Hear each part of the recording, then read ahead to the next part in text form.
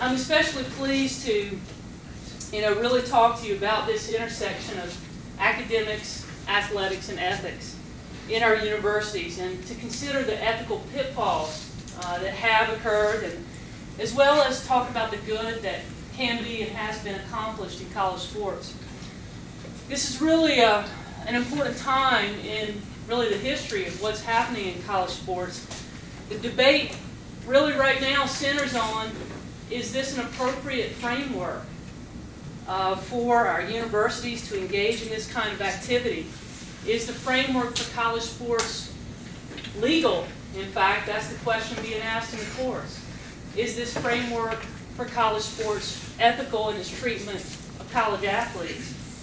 And whether this thing we call big-time college sports, is it an appropriate activity to operate as an educational activity in our universities?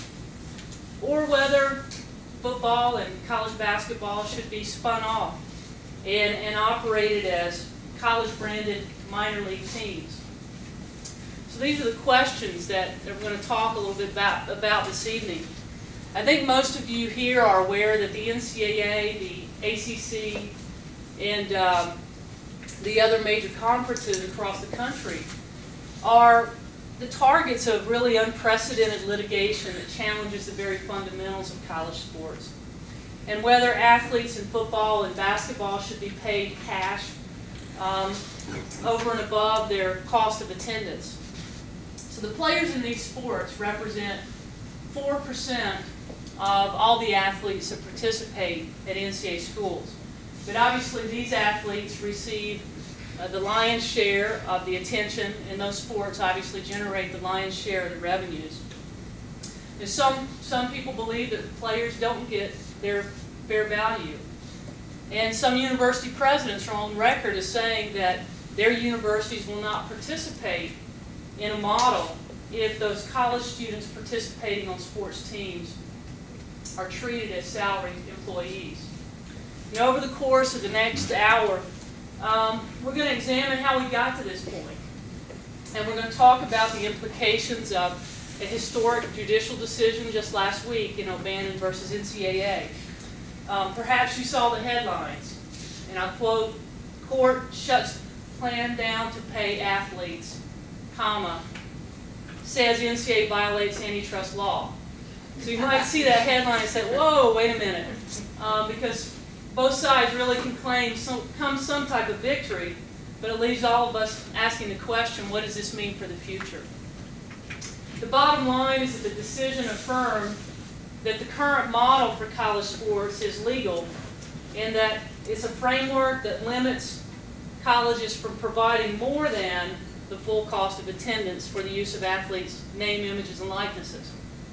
But that decision, however, does not close the door on the legal challenges.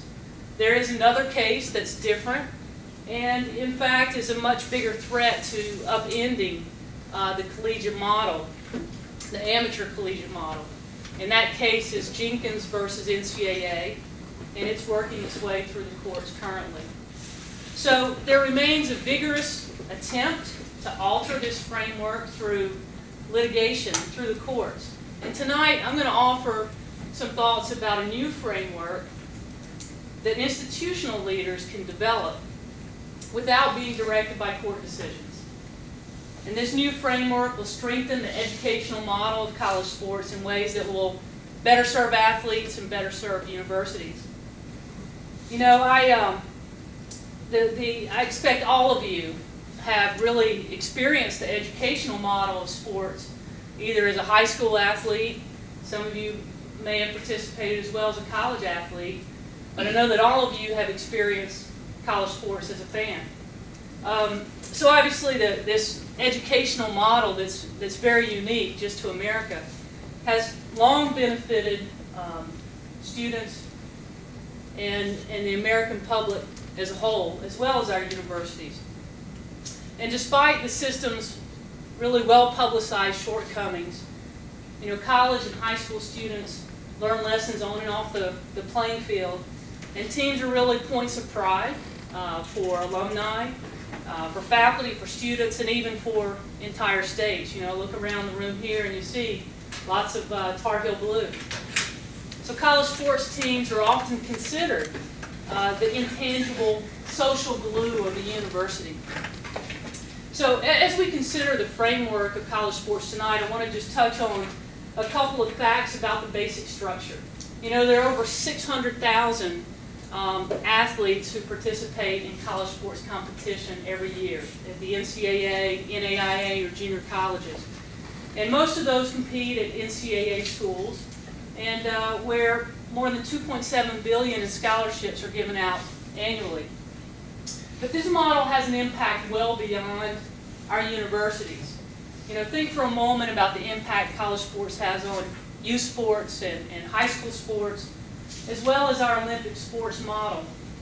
Last year there were nearly 8 million high school students who participated in high school sports. And Title IX, obviously, is an important education law. Title IX impacts high school sports much in the same way it impacts college sports. And Title IX really, you know, in my view, has been one of the most important civil rights acts of our time. You know, just looking at college sports and women's sports in particular, it's been a feeder into the Olympic sports system.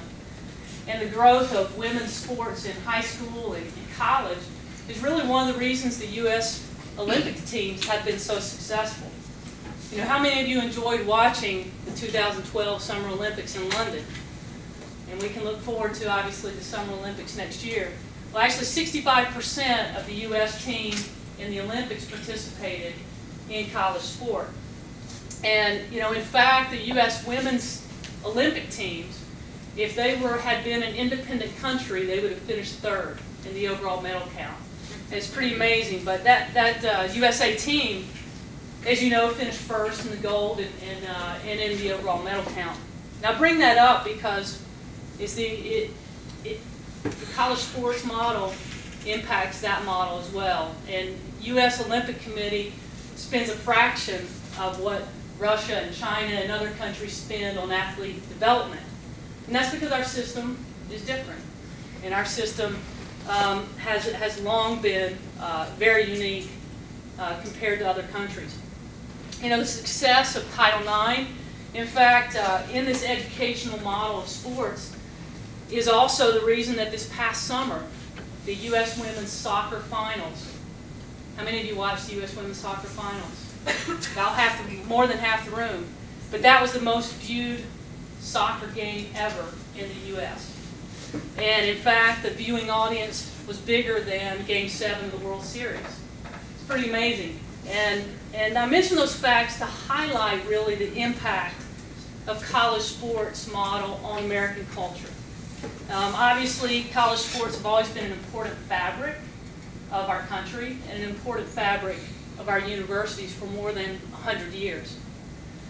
So, you know, just looking at that basic structure, we can jump into, okay, where we are in this moment. And I want to share a little bit of my background with you so that you understand kind of my journey and understand the lens through which I see these challenges. You know, I grew up in North Carolina, and I fell in love with the game of basketball in the 3rd grade. And I watched, at that time, I'm old enough to say, I watched the ACC game of the week. One game a week. And I dreamed of playing college basketball in the ACC. So my early childhood dream of playing basketball became my first lesson in setting a goal and working towards it. And obviously I was very fortunate to get an academic and an athletic scholarship at Wake Forest. And, you know, just had a great experience there. Obviously, as many athletes, learning lessons on and off the court, lessons in the classroom, lessons in perseverance, lessons in self-motivation, lessons in preparation, lessons in teamwork, lessons in handling success, lessons in handling disappointment. And I might add, I had too many disappointments in Carmichael. But life goes on. I ended my career, as was mentioned, a 3-time academic All-American, and I truly, you know, value that experience that I had. And certainly my experience is shared by hundreds of thousands of athletes who have great experiences and really benefit from this model when it's able to represent the very best of what universities are here to do, which is to really develop human potential. So that's part of what has shaped my perspective. Another experience is having been an administrator in college sports, working at the NCAA, where I worked with the development of the rules and also worked as an enforcement representative, investigating major infractions and unfortunately seeing what we call the dark side of college sports. Another part of my experience that's been instructive is actually the year and a half I spent working for the NBA in pro sports. How many of you know the NBA has a minor league? Well, it's more people now realize that. It's interesting. It's been in operation for over a decade, and a lot of people don't even realize that league exists. But despite the struggling fan appeal, the D-League's goal is to be on par with Major League Baseball and the affiliate clubs they have with minor league teams. And they expect for every team to have an affiliate by 2017 when the next NBA collective bargaining agreement will take place. I expect that the new NBA TV deal, which really triples the value of their current deal, could have some impact on D-League salaries. Right now, the best salary for a player in the D-League is $25,000 a season, unless that player was drafted by an NBA team and assigned to that team. So increased salaries in the future may be part of the D-League structure. And I bring this up because if that happens, in fact, it could create a market within our current system in America that allows an elite basketball player to choose that route to the NBA instead of the one-and-done route that gets a lot of attention. And actually, you hear one and done a lot during March Madness, but in fact, on average, there are only 7 players a year that fall into that category. But the D-League does not restrict players from entering right out of high school. It's just that the pay's not very good. So that could change. But I was president of a D-League team. And actually, our team had the very first player ever called up to the NBA who never attended a 4-year school. Does anybody know who that was? I'll give you a free slice of pizza if you can guess it. No one? Okay. So his name was Chris Anderson, the Birdman. And a couple of you know who he is because you're laughing. So I can say that I knew the Birdman when he had one tattoo and a normal haircut. And for those of you who don't know, he's if you're older, just picture Dennis Rodman. So, but anyway, I bring that up because the existence of this league, is important to consider when you're talking about the structure of college sports. And college sports does not need to change its values to be the de facto minor league. It's important to note that, really in every sport other than pro football, there is that minor league opportunity. I think it's important that within the structure, players have a choice. I think the fact that they really don't in football is something we really need to focus on. But prior to my stint with the NBA, I worked in college athletics. I had a great opportunity to serve as the Associate AD and Senior Woman Administrator at the University of Kansas. So I know firsthand the challenges that campus administrators face every day with trying to operate within this national framework that requires broad reforms. So that's a little bit about my journey. And my journey continues in terms of impacting the college sports model. And it's been influenced by 2 tremendous individuals with whom I've had the great honor of working. And the most significant being Bill Friday. And I know that most of you here know who Bill Friday is, and many of you are aware that the impact that Bill Friday had on this university and the UNC system. Some of you may not be aware of the impact he had beyond UNC, but he is obviously one of the giants of higher education. If there were, what I try to explain to people is if there were a Mount Rushmore of higher education leaders, Bill Friday's face would be etched in that stone. The other face that would be there is Ted Hesburgh. He was the former president of Notre Dame. Now those two gentlemen were the founding co-chairmen of the Knight Commission on Intercollegiate Athletics, which I've had the honor of working with for over a decade now. In the late 1980s, just to give you a little history on how we got into this work, late 1980s, Mr. Friday worked with the Knight Foundation to establish this commission so that we could create a reform agenda for college sports. At that time, graduation rates were not transparent, but everyone knew, all the universities knew that the graduation rates of their college football players and basketball players were extremely low. It's also at a time when there were high-profile scandals that threatened the integrity of the universities, not just the athletic programs. Now, many could say that it really was a moment similar to where we are today, when the model was, there was questions about the integrity of universities and this model. So Bill Friday and Ted Hesburgh led a commission in producing a landmark report in 1991, and UNC's Doug Dibbert actually contributed to that commission as well at that time, and the commission's success. But that report created a roadmap for the future of athletic reform, to put presidents in charge to ensure that the values of higher ed were shaping college sports. And the report also led to major academic reforms, as evidenced by strengthened academic standards, higher graduation rates, and just an overall greater accountability standards for individuals and institutions. And their work had a major influence on shaping the system that we currently have in place today. So the Commission has tried to continue the work that Mr. Friday cares so deeply about. And in short, is to emphasize the college in college sports.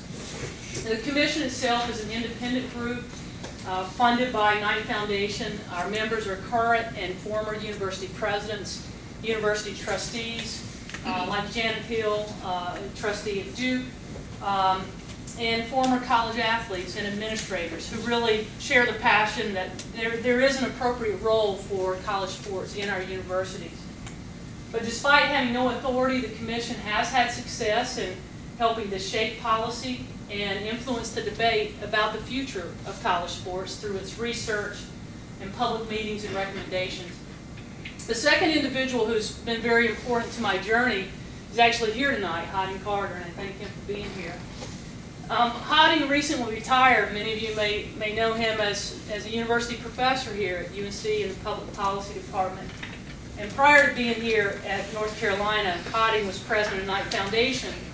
And in 2001, when the Knight Commission reconvened. So Hodding knew that the NCAA needed an external prod to make more progress on the reforms. And as president of Knight Foundation at that time, he commissioned another report in 2001. One of the central recommendations of that report was to say that the NCAA should establish an academic threshold that teams have to have 50% graduation rates in order to be eligible for championships. Seems pretty reasonable for college sports. To apply pressure for change, we produced a graduation rate report in 2004. And it was the very first one that had been done like that around March Madness. And so in March of 2004, what that report showed was that 2/3 of the men's basketball teams at that time who were in the tournament failed to meet a 50% graduation rate, which was obviously very embarrassing. What happened, presidents really put a stake in the ground and said, we're going to really move forward with academic reforms. They created new metrics to measure academic progress in real time and a new accountability system. So in 2011, fast forwards a number of years, in 2011, the NCAA finally adopted the Knight Commission's strict threshold, which was teams now have to be on track to graduate at least half their players to be eligible for championships. So it took some time, but there was progress. And obviously with academic reform, there's much work to do still, or I wouldn't be here tonight. So I wanted to share this history because I think it's important to understand our perspective in saying, the educational experiences of college athletes must remain a paramount principle for college sports in any framework moving forward. So all of what I've covered is kind of background as we kind of jump into this question of is the framework right? Is the framework ethical? And also, what are things institutions can and should be doing to make sure their programs operate within the educational mission of their universities? It's important to consider the financial underpinnings as we talk about this. And I want to share some data that I think you'll find interesting about where the money goes in college sports. There's headlines of billions of dollars being created. Why isn't more money going to the players? So this explains where the money goes. So just to give you some sense of what these bars represent, this is the money, data taken from Division I public institutions. The FBS stands for the Football Bowl Subdivision. That includes Carolina and schools like ACC, SEC. The next four bars, the quartile 1, 2, 3, and 4, those are the spending quartiles for the school, the 125 or so schools in that top major college football division. So as an example, quartile 1 would include Ohio State and Texas. Quartile 2 would include UNC. Quartile 3, East Carolina. Quartile 4, Appalachian State. Just to kind of give you a sense of what kind of schools are in those quartiles. And then FCS is the Football Championship Subdivision. That's a school like your last opponent, Delaware Blue Hens, playing at a different level of college football. And then you got Division I no football schools like UNCW and UNC Asheville. So you can see from these spending quartiles, and this is based on 2013 data. And if we upgraded this to current day data, it would add about $10 million onto the spendings of quartiles 1 and 2. But so basically you can see in Division I, you've got athletic programs that range from $3 million athletic budgets all the way up to what is now $160 million budgets.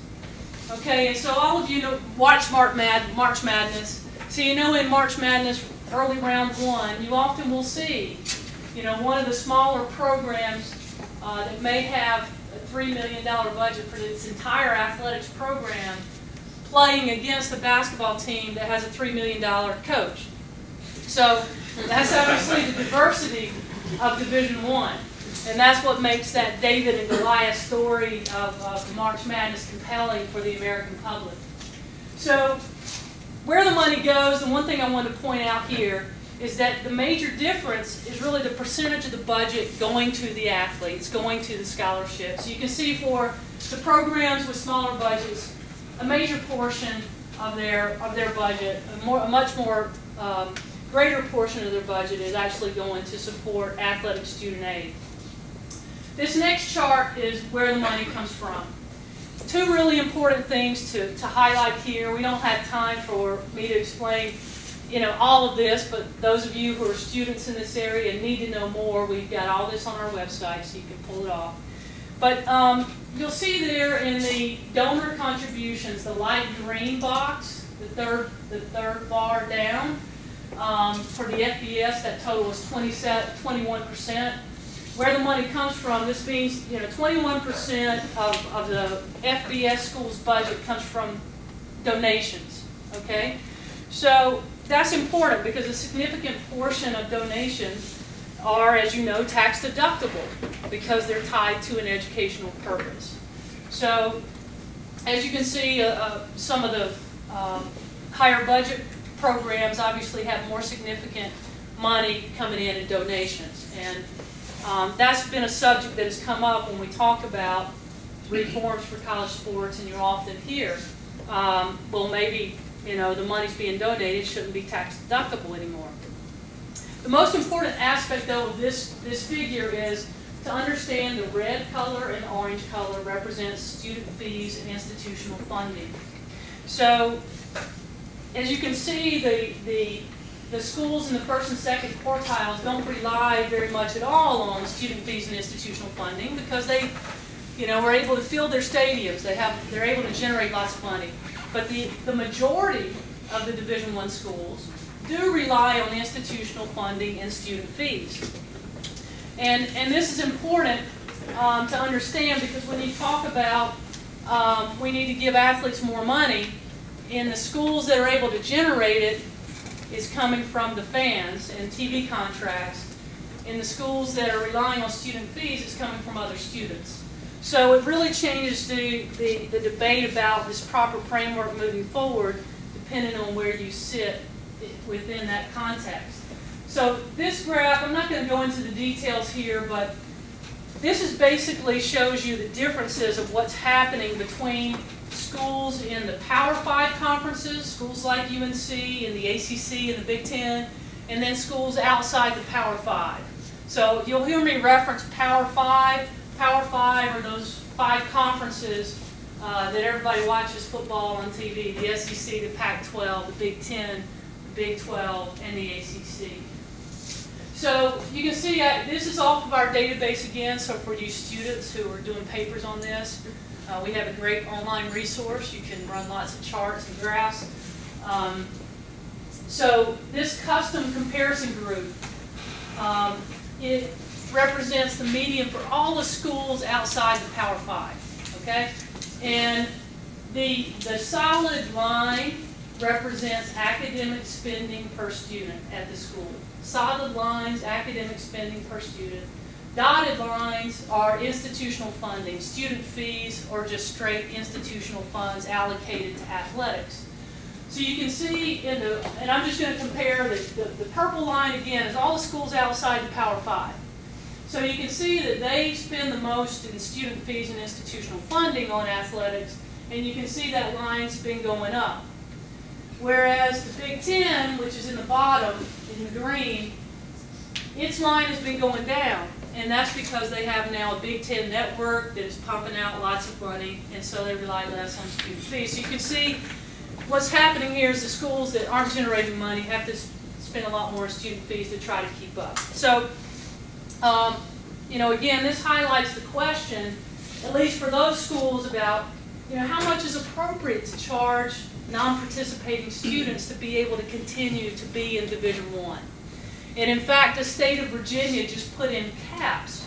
They passed legislation that caps the percentage of the budget that can come from student fees as a result of some of these issues. Now, this slide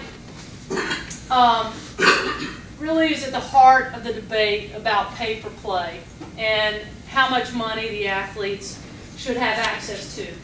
What this shows is really 2 revenue streams for the major conferences. And those revenue streams are the media contracts and the college football playoff.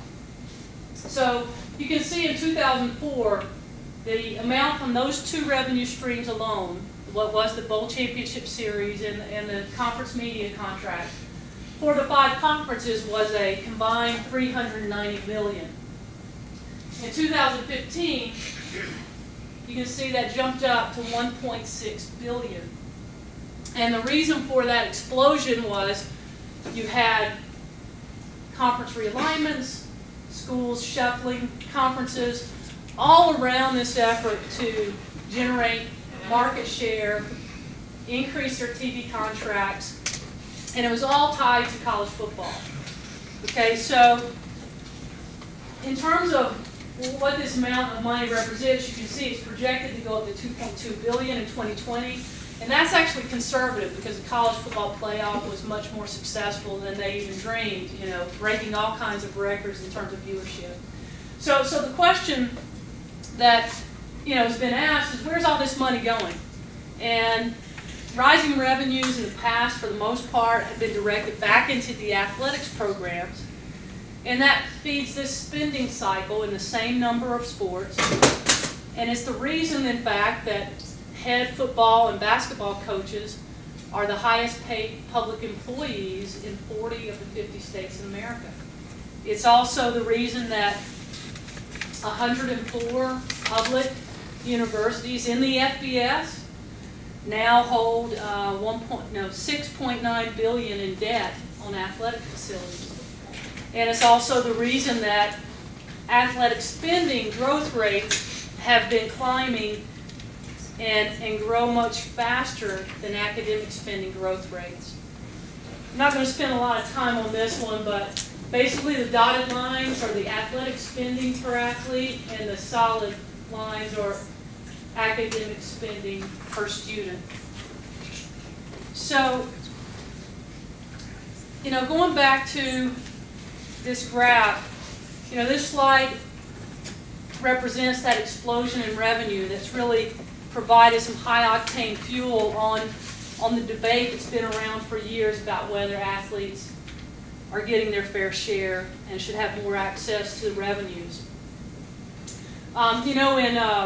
In 2013, I served on the Rawlings Panel, which was actually a panel here at UNC that was appointed by the outgoing Chancellor Holden Thorpe, and we were tasked with making recommendations that this university and others could consider in this complex maze of college sports. I was joined on that panel. It was chaired by Hunter Rawlings, who's the AAU president. But Jim Delaney, the Big Ten commissioner, was on that panel, as well as Bob Malakoff, who's a lecturer here and did great work with our group. And, again, another colleague who's been with me on this journey. But a couple of concepts that we actually gave to UNC in that report, I think, were influential in the developments that were evolving at that time. Ideas like working more with peer institutions to find solutions. Ideas to emphasize the need to expand educational benefits provided to athletes, like funding scholarships through degree completion. So we were pleased that the following year, after turning in that report, Bubba Cunningham, who's here, thanks for being here, and UNC was one of the first universities to announce a program that really guarantees scholarship assistance for a lifetime for scholarship athletes for degree completion. So the 5 major conferences at that time began to develop like-minded solutions focused on the educational benefits. And what resulted over the past couple of years have been things like multi-year scholarships, scholarships through guarantees through degree completion, extending coverage of medical expenses, and increasing scholarship values to cover the full cost of attendance. Now, some of these issues have been championed for years, and some of them by the Knight Commission as well. But all this became under much greater scrutiny really because of the litigation. That was the O'Bannon case and the litigation that continues, as well as some of the pressure that was applied when Northwestern players filed a petition to be represented by a union. So, I've talked about a number of changes that have been made that really impact academics and educational benefits, but it brings us really back to this really current moment of, still, is this model work and is it fair? And the question antitrust attorneys continue to ask, is it legal? Is this model legal? As I mentioned earlier, the O'Bannon versus NCAA case, there was an important judicial decision in that last week. And that case evolved from a lawsuit that originally stemmed from the use of athletes' images in NCAA video games. However, how many of you ever played NCAA football or basketball? I see a lot of the college students and one professor, interestingly, who like the video games and is probably clamoring for their return. But that's how this lawsuit started. And it's interesting, I was actually on a panel here at Carolina in 2008. The panel was called the ESPNification of College Sports. And I think you were there.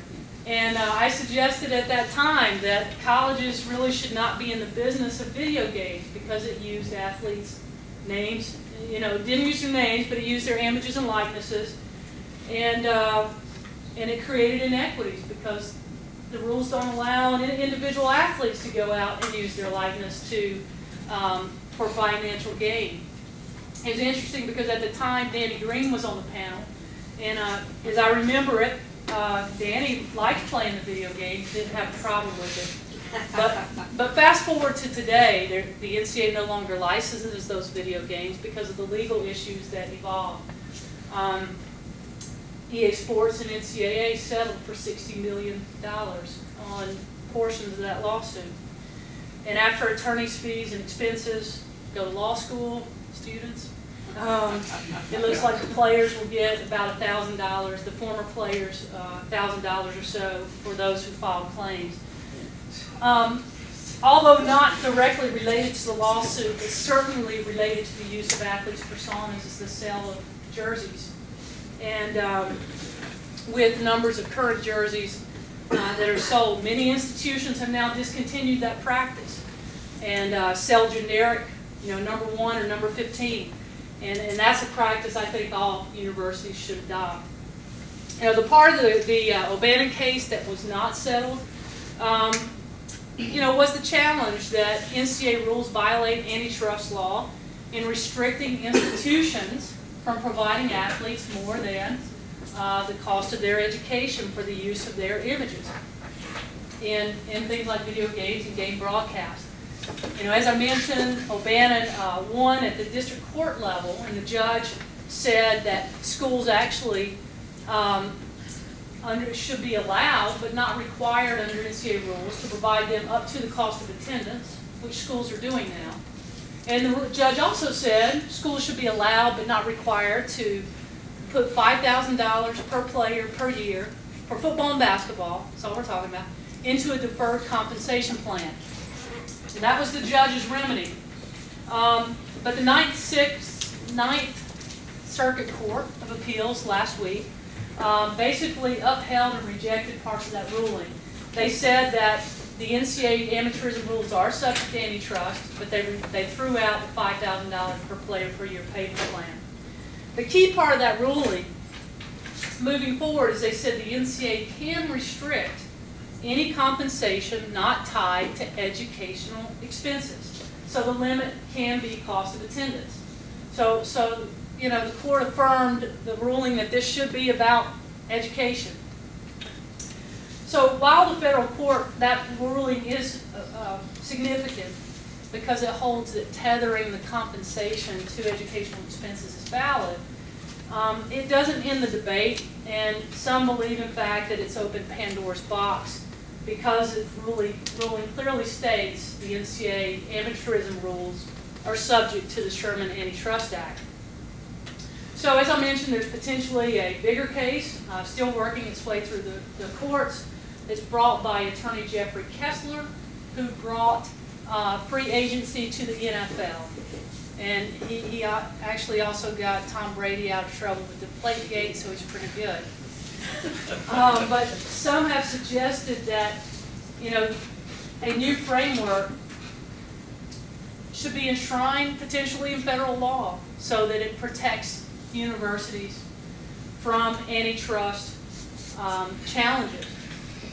And I'm not an attorney, but some attorneys might be here. They describe, antitrust law as a really blunt instrument. And so that's being used to try to shape an activity that should be primarily educational and not commercial. So the debate about the legality of this framework continues. And to use a football analogy, we may be at halftime of that debate, or we may be at the first quarter, we may be at the third quarter, depending on, I think, your viewpoint of where you want it to go. But the legal challenges have helped force an issue that college sports leaders really needed to sharpen the focus, and really needed to sharpen the focus on what this model really should and can be. So separate from the legal debate, there's this debate about whether the model is healthy for universities and whether the model is fair to athletes. Some suggest that football and basketball programs really are more commercial, so let's just spin off about 60 programs and that experience the most commercial success and create a framework that's really different for those schools. What I want to talk about is, this new model that, the commission believes the educational model is worth preserving. And we're offering some guiding principles that we think can frame this educational model and should be the focus moving forward. So, number one, the guiding principle, athlete health and safety should be a guiding priority. Historians, history of college sports, you know that the NCAA was founded over 100 years ago, primarily because of health and safety.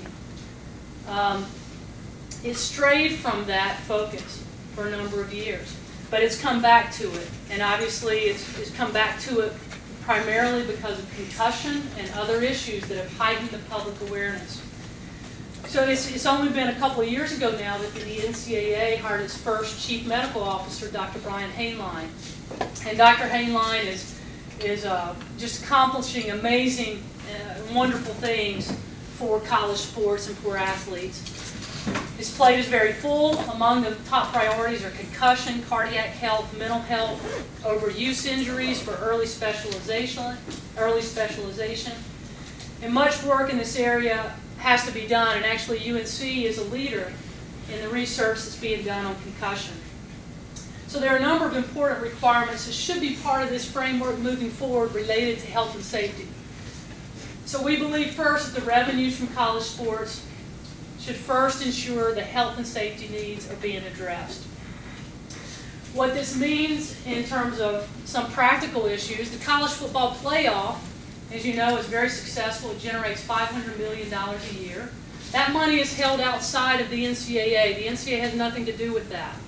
Okay, so the NCAA's research on concussion, the NCAA's work on college football safety is all funded by March Madness. You might think, wait a second, that doesn't make much sense. I agree as well.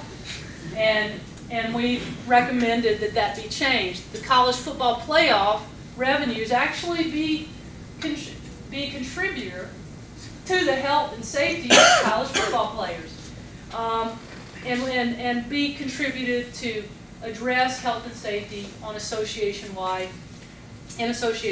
ways.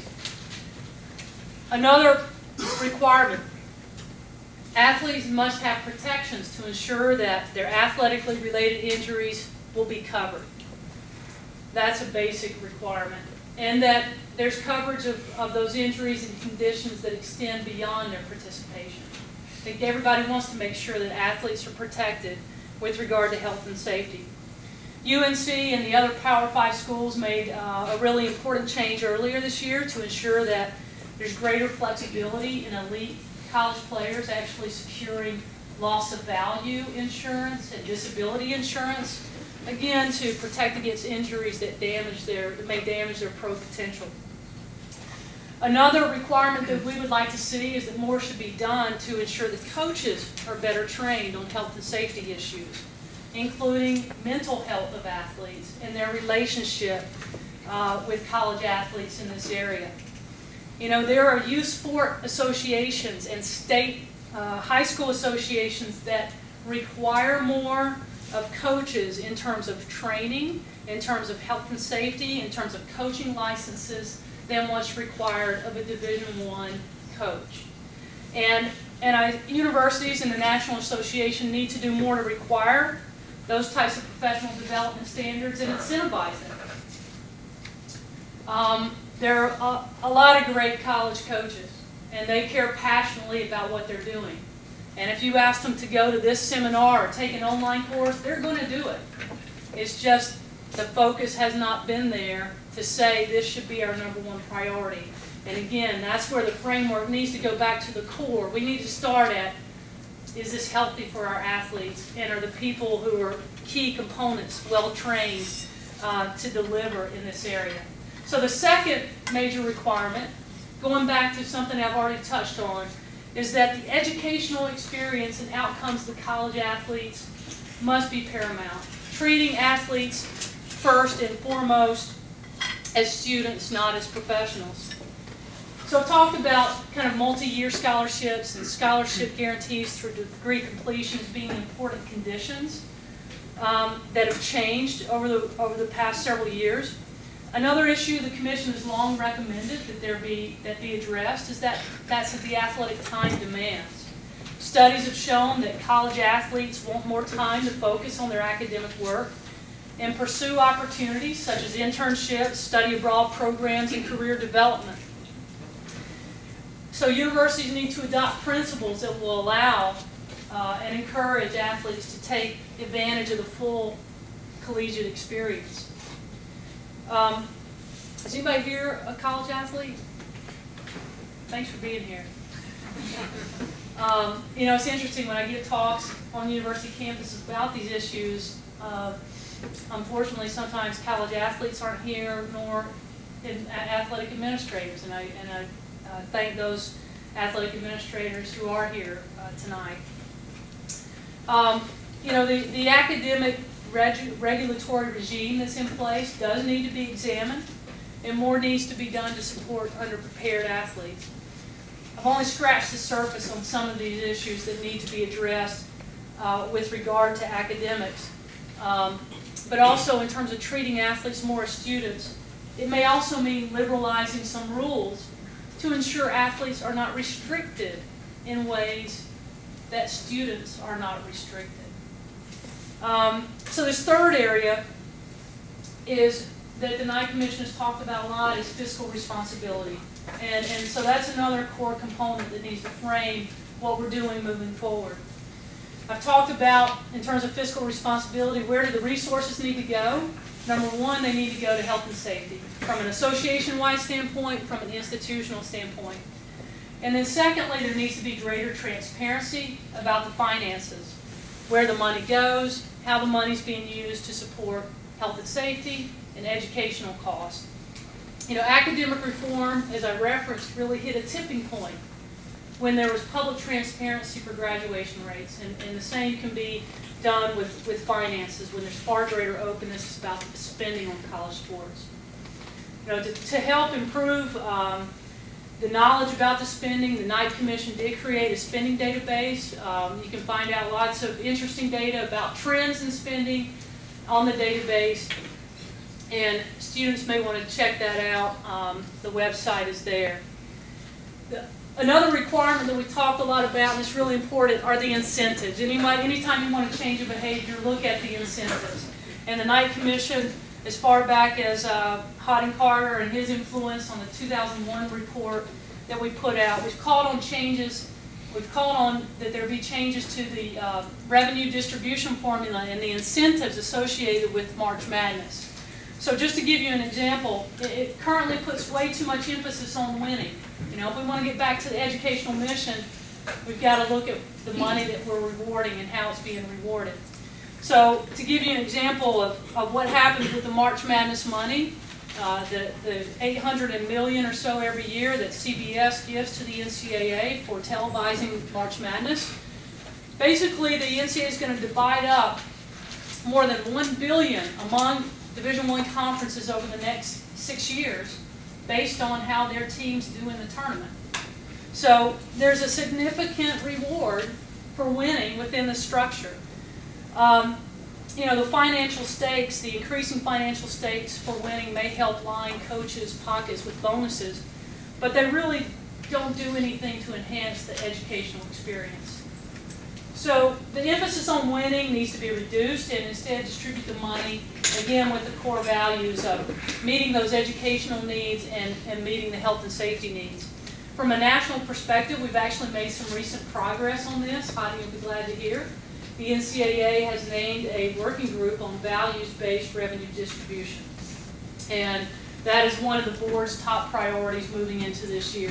There are things that can be done on the campus level, and some administrators have changed athletic directors' contracts as well as coaches' contracts to really make sure that the incentives are more in line with the educational values that we need this model to be about. So the hard part, where we've not really had very much success, is looking at a different financial framework and ensure ways that revenues are really used to support the health and safety, the educational costs, and to ensure that the spending is not disproportionate to the opportunities provided and disproportionate to the spending on academics. So a couple of suggestions that we've offered, and some that have some examples in pro sports. Everybody knows one of the greatest areas of spending and spending growth in college sports has been coaches' salaries and personnel. And we've offered that there could be a luxury tax system similar to what's in pro sports that that looks at coaches' salaries in the aggregate, and you can look at a luxury tax system in college sports. You can also place spending caps, either hard caps or soft caps, on operating limits, on operating expenses. Now, these are very different models than what we currently have in college sports, but I think most agree that the financial framework is kind of off the rails, and we've got to re-look at what works within this educational context. Another idea is that the system could require a specific percentage of revenues to be used for health and safety and educational expenses. And in order to meet that, it may require more funds to be directed to the academic programs of a university. Another approach for college sports may in fact be looking at a different framework, not this one-size-fits-all where all the sports compete in the same conference that really was built around football. What may work for football in terms of its competition schedule may not work as well for baseball. And last year we actually commissioned a study that was conducted by UNC's Center for Research in Intercollegiate Athletics under the superb guidance of Ariane Waite, who is here. And the results showed real interest on the part of presidents and athletic administrators and head coaches to consider different approaches to providing these competition that would reduce cost and actually reduce missed class time. So there's a lot of different approaches, obviously, that can be considered. The most important value to all of this is integrity. There's got to be integrity in the conduct of the programs, integrity in the governance. The presidents, obviously, are in charge of, have the final authority with regard to policy. Athlete voices have increased. There needs to be greater representation still and greater power given to the athlete's voice within this process. So there are many challenges. We've talked about a lot of challenges, but there's significant opportunity, particularly in this moment where the college sports model is being challenged in very significant ways. The real solutions, you have to look beyond institutional and conference self-interest and look at what must happen for the collective good of preserving this educational model that we've talked about that is really woven in the fabric of our society. So I've talked about this framework, and everything that I've talked about could happen within this current framework of NCAA rules. We could also look at this framework being actually enshrined in federal law. If the court decisions require some type of antitrust exemption in the future, perhaps some of these frameworks could be a requirement that would help protect universities and be able to preserve this educational model. So in my view, it's in the best interest of the American public to create a better framework for college sports that will make the academic mission of college sports a central focus, and that will require the health and safety of college athletes to be a primary priority in the resource allocation of institutions and associations, and a framework that will change current unhelpful priorities and incentives that in fact are diverting institutions from their core educational missions. So there's much to consider, but again, I think this is a real moment of opportunity. And as I shared earlier in my comment, it's been interesting for a Wake Forest graduate that UNC has provided lots of wonderful opportunities and forums for me to exchange ideas and to hear ideas and suggestions with others, and to really work with people on this journey we all have to help improve college sports together for our athletes, our universities, and the public. So thank you for listening to my remarks, and I'll take any questions.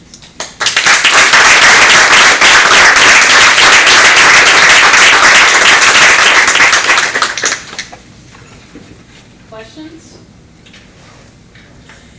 Yeah. I'm curious about what you think about the non-New Year's Day Bowl kind of model that we have for football, because it requires teams from the Northeast to go out to the Southwest, and then their fan base, they have to buy a certain amount of tickets. Right, and schools actually end up losing money going to play in these bowls that don't really matter.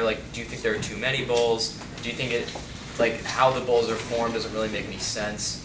All that. No, in our view, there's always been too many bowls. But you know, again, part of that framework is the football coaches like to have the bowls because then they can say they went to a bowl. But part of it in the big picture is, you know, creating opportunities for postseason for college athletes, which is a good thing. But you know, should the framework be one that makes financial sense for the universities? Absolutely. And in the past, the bowls were given way too much deference and had way too much power over the universities. And so I think the college football playoff and some of those changes were a good thing. But again, it took scandals. It took scandals, major scandals, for colleges to get the bowls under control. And it should never have.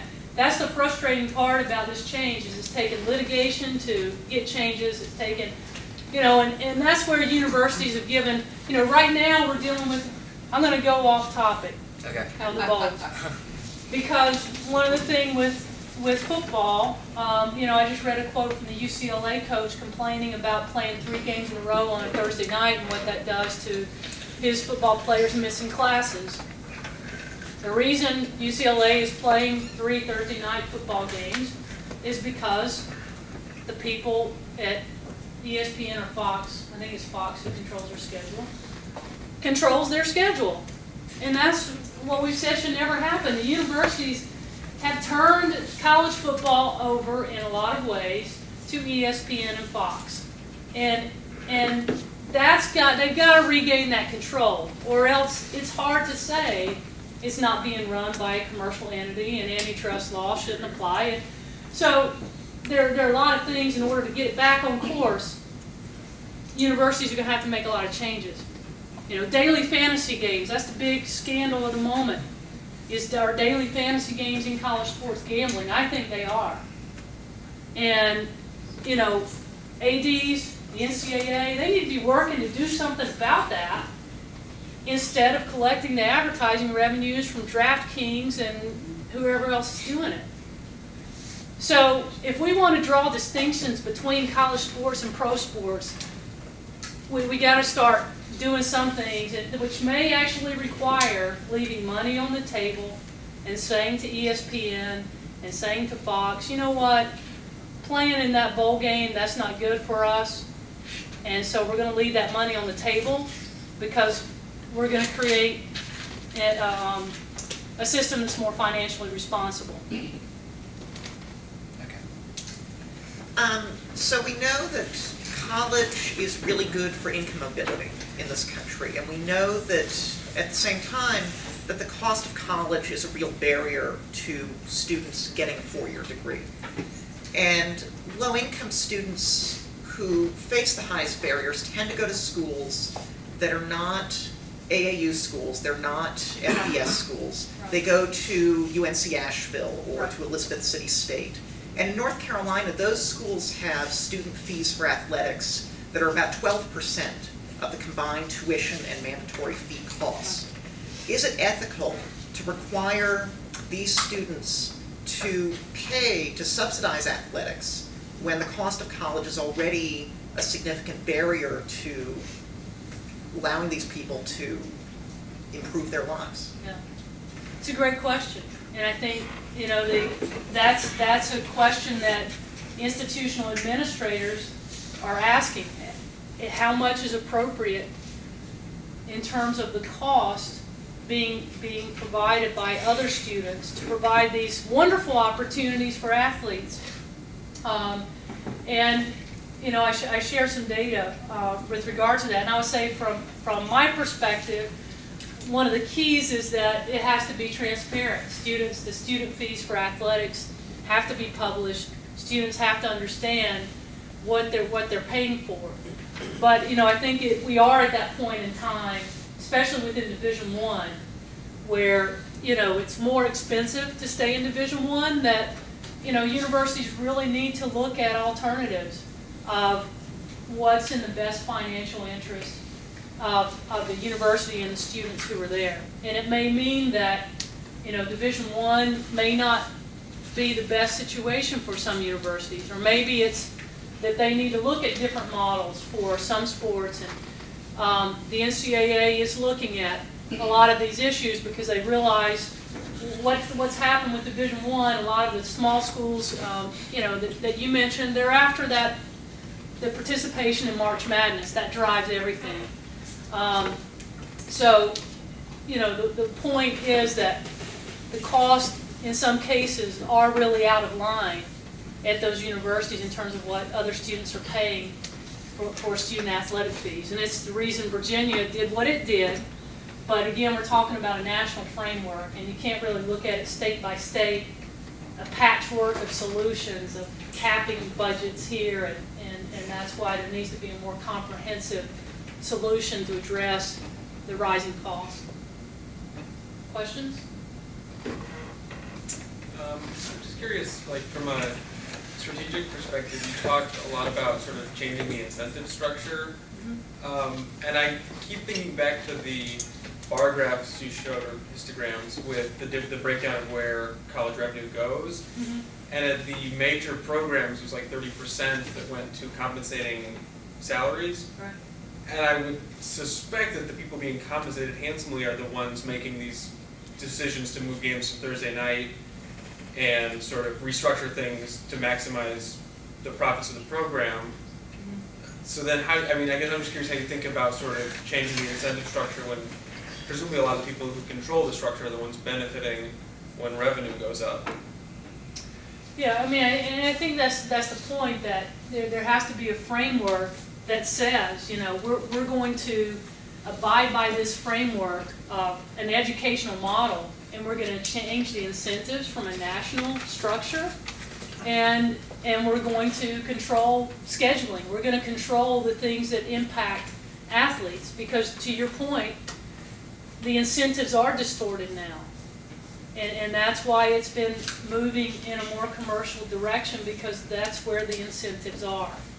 So, in terms of, this is not a financial incentive, but when the NCAA adopted the Knight Commission's recommendation to require that academic threshold for postseason eligibility, the opportunity to play in a championship is a pretty basic incentive. And so by having, that academic threshold that says you've got to achieve your academic mission first before you can even compete for this, that's an appropriate incentive. And when it runs to the financial incentives, there has to be a change first within the framework to do the types of things that you're talking about. And you've worked forever in this field. A number of national columnists, let's say one of them again is Joe Nocera, thinks the NCAA is hopelessly corrupt. Is it? No. One thing, I want to say too that, that's been a narrative within this. Who is the NCAA?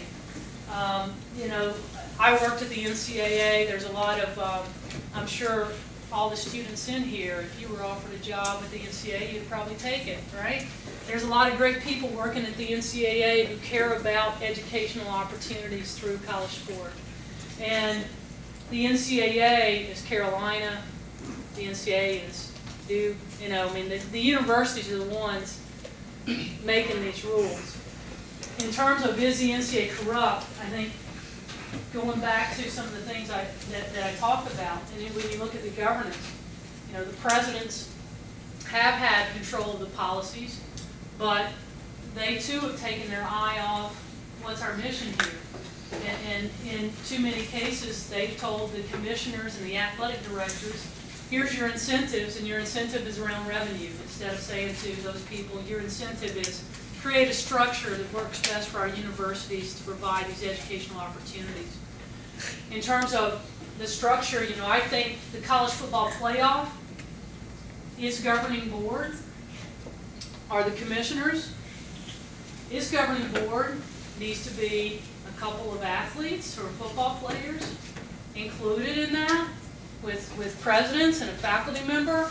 So to get some of those changes, again, I think some of the governance composition, we've been through some changes and it's improved, but it still has to change. And I think there has to be some more independence, because the decisions at this point have been, too much has been driven by the self-interest and the conference interest in those boardrooms, and so we've got to move away from that.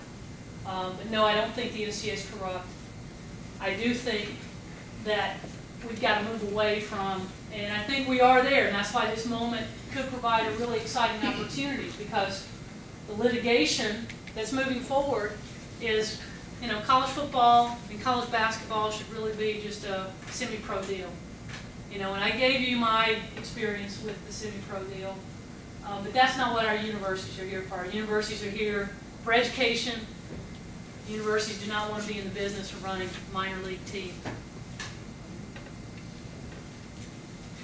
So where in this, I'm trying to figure out where the leadership comes from to make the kinds of changes you're talking about. Especially when, that figure for the money involved projected by 2020 is just absolutely staggering. So, I think there's certainly agreement in the conversation for the kinds of changes that need to come, but in the face of the dynamic that you've been describing tonight, where does the leadership come from? Where should it come from? Where can we expect it to come from? Well, in terms of where you can expect it to come from, I'm not sure, because I think we are in a different moment in college sports, and what's happened in the past hasn't, worked to create that change. I think, Bubba Cunningham certainly is in a role of leadership, and the athletic directors, I think, more so in the past, are committed to being real players and moving this in the right direction. And I know they have, their ability to do things on campus. It's harder to make those kind of changes within this national structure.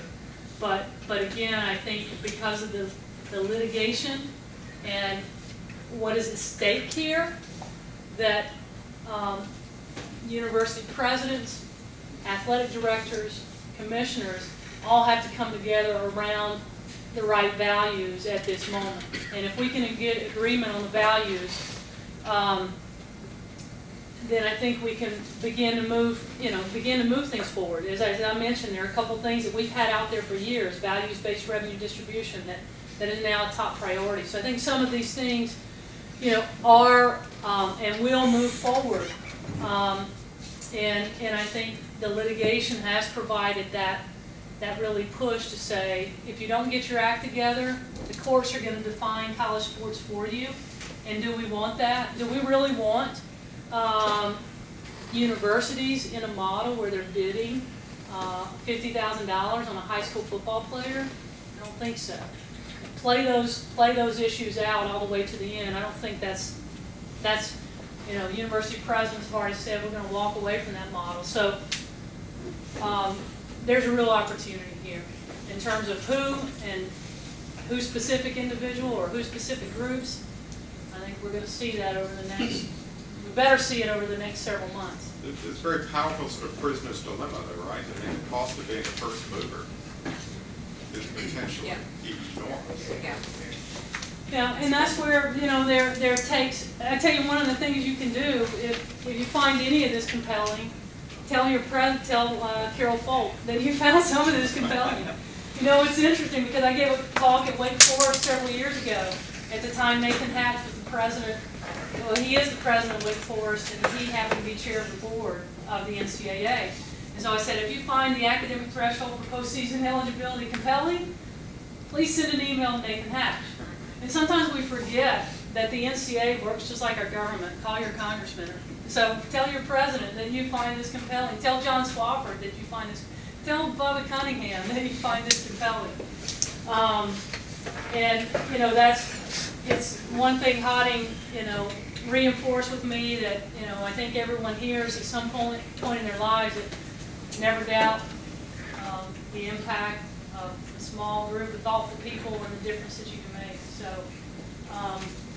we're at that moment where people can make a difference.